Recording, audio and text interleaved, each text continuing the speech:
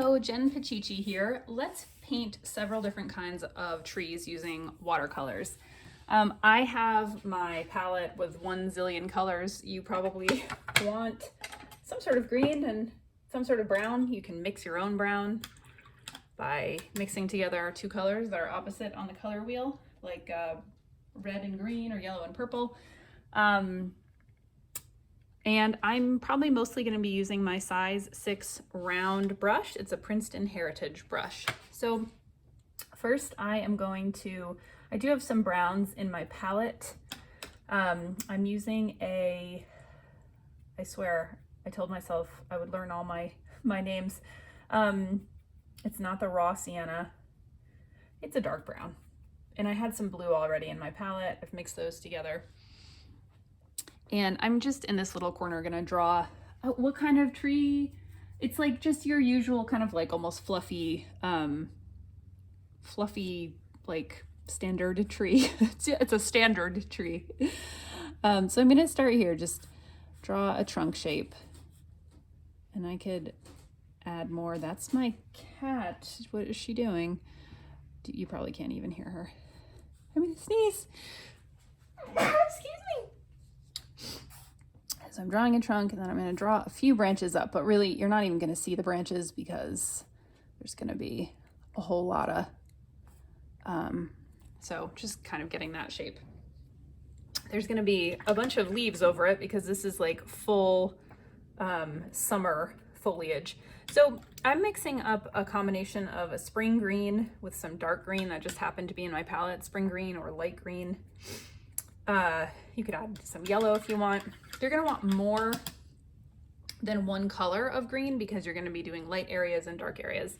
So I've rinsed off my brush. It's pretty dry. I'm getting some of that spring green, and I am just going to start making, just using the tip of my brush, just making all sorts of like marks. And I am drawing down into the belly of the brush some as well. It's fine to get it on the brown. That's no problem. I'm just going to kind of make a tree shape, kind of rounder at the bottom, leaving plenty of white. That's the whole point of making these individual strokes, is that you've got some white left over.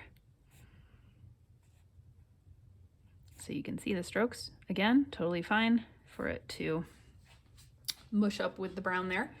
And now I'm going to use a darker color. I've rinsed off and dried my brush, and I'm using a darker green that was already on my palette. You can darken up a green by adding a darker blue to it, or just using a darker green if you have one. And now I'm going to make some individual green spots, but also tap some wet green into the bottom of some of the already existing branches. But I'm also going to try to leave some green that's already there, just completely that brighter green color. So just kind of a mixture.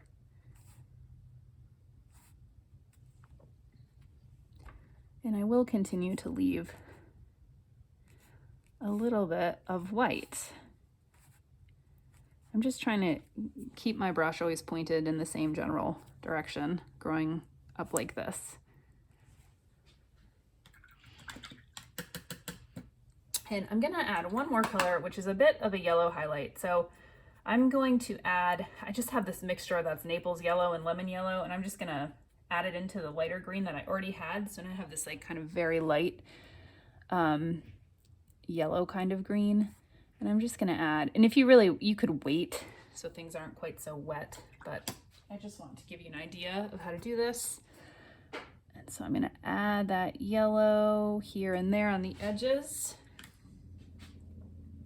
I should say yellow-green.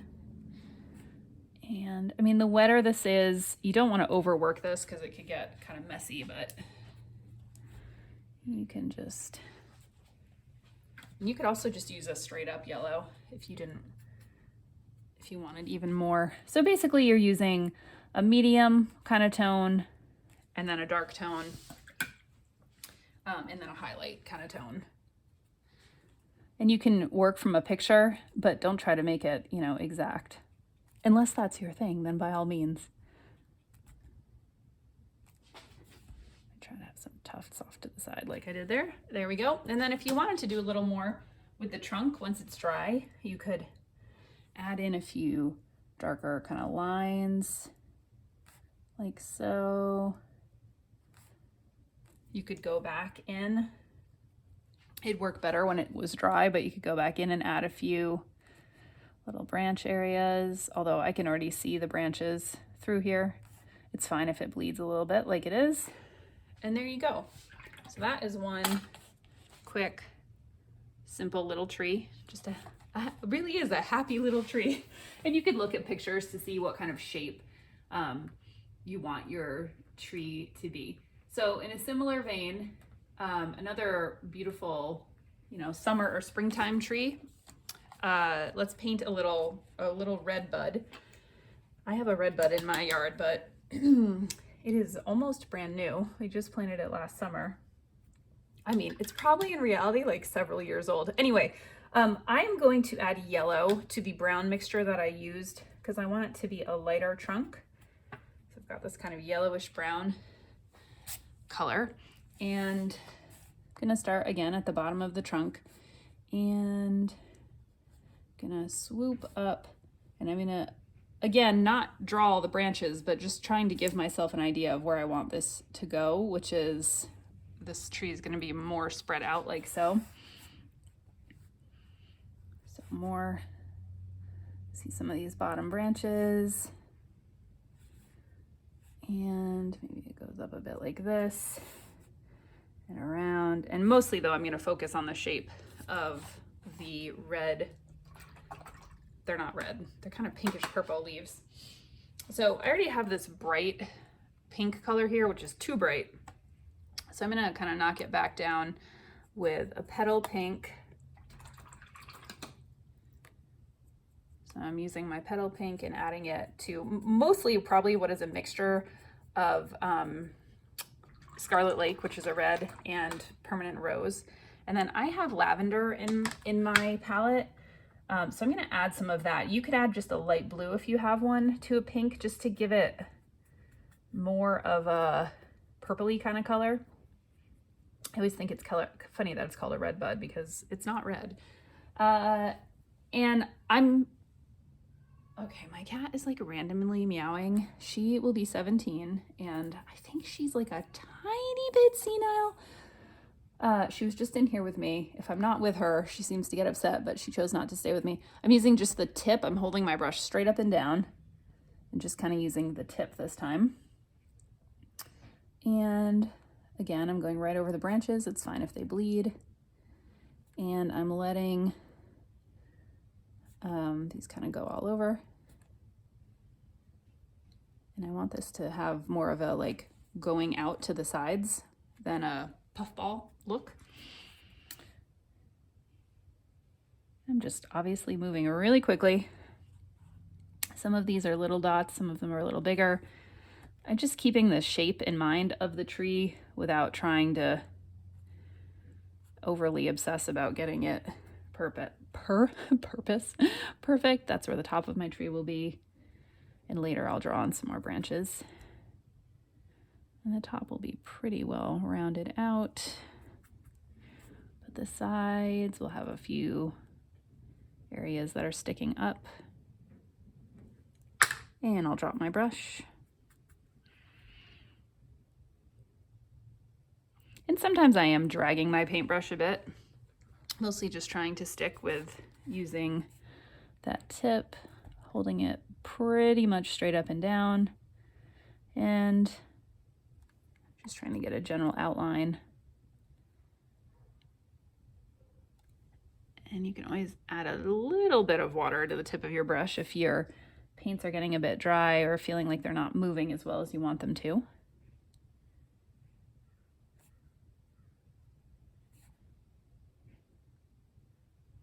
All right, so here is my sort of basic tree shape. And I'm gonna do the same thing where I add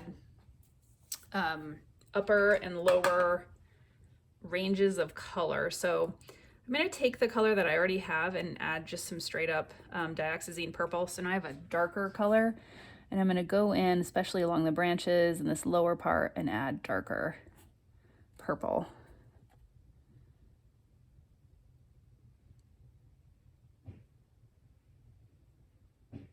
And I want to cover in some of the white area too.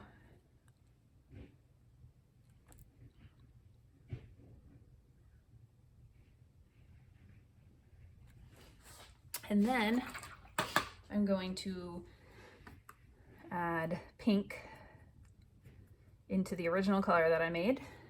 So I also have a lighter highlight kind of color. And I'm just gonna tap that. And if my first color is still wet and they blend together, that's fine. And if it's dry and it just lays over top, that is also fine. I'm just continuing to fill in the white areas, but keeping in mind that I'll probably be leaving a lot of white. I'm not, a tree is made up of many, I don't know, millions? I really don't know. Millions of leaves, or at least probably hundreds of thousands. So it is in many ways see-through. I'll try to make these look a little more like they're connected, just so they're not floating out in space. But I can also go back with a darker color and make branches, which I will do in a bit. That's my husband blowing his nose. He's outside. You may not even be able to hear that. He's outside doing yard work, his favorite thing. Yes, really. All right, so that's our general kind of tree. And then I'm going to go back in with a darker brown than I originally used. Just mixing up. There we go, a little dark color. And I'm going to go in, and I want to make sure my brush is not too wet. So I'm using a size 6 for all of this, but I'm going to tap back in some dark color here because the pink bled into it. If you have a variety of sizes, like I do, I have a size 2 brush, I have a size 12 round brush, but I tend to use my size 6 the most. So I'm going to go back in and draw a few hints of branches. If you really didn't want this to bleed at all, you could wait until it's completely dry to do this. But I'm not doing that. And I definitely am not going to do it all the places, just some of them, to give an idea. There we go. So there is a little redbud tree. And I thought it would be fun too. I love bare winter trees, despite the fact that I often grow tired of winter. I have to say this winter has been pretty good. It's the winter of 2023, 22, 23. And I live in North Carolina, Western North Carolina, where it's colder, but it's been pretty nice. So I am going to draw just basically a tree skeleton using the brown I already mixed up. You tend to see the tree sort of silhouetted against the sky. So a lot of times I just go for a darker color. I did switch to my size 2 brush. And I'm also going to be using I think these are, I really should look this up before I'm talking to you. I think it's called a rigger. Or I know sometimes it's called a rigger, but it's also maybe a stippling brush it's also called. I don't know. It's a really, really long skinny brush. And once it's wet, it won't be flaying out like that. And I do use that for branches. It makes it a lot easier for little skinny branches. But I'll start with my size 2. And I'm just doing a skinny little tree that is rising up. And let's say it just goes up like that to a point. And then I'm gonna make the trunk a little bit thicker and have some other also rising branches, but that go in several different directions. And I'm just holding my brush almost straight up and down again and trying to sort of make the central shape of this tree. And then from there, we'll do plenty of branches that are going out to the sides. And once I do a few of the larger ones, I will most likely switch to that other brush.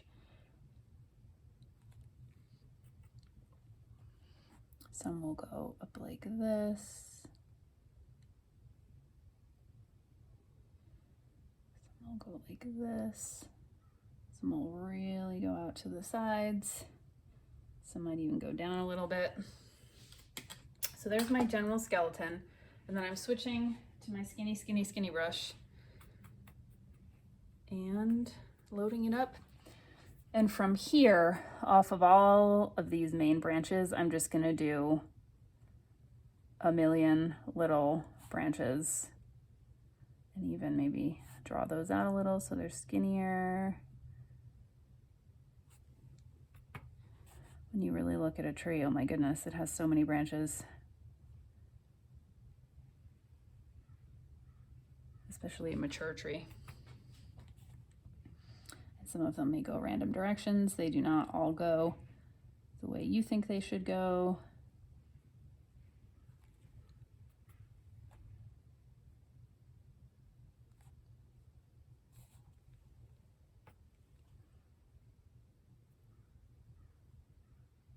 I mean, I could keep adding branches forever and ever and ever, but I'm just trying to get kind of a framework here so you can see. And if you did you could do a light watercolor background, wash, and then paint one of these right over it. Same with most of these trees, although you might want to leave quite a light area if you're doing this sort of thing over it. But if you're just doing a skeleton kind of tree, especially with a dark color, that you should be fine to do that.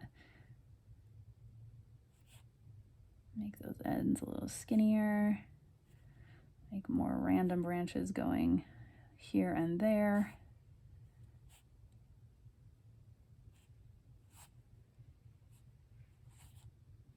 And really, I could keep going and going and going, but I'll leave it like that just so you can see and so you have an idea. So there are 3 different quick and easy tree styles that you can make, and I would love to see what you make with them. If you want to tag me at Jen Pacici or hashtag paint with Jen, that's 1 N, and I'll see you next time.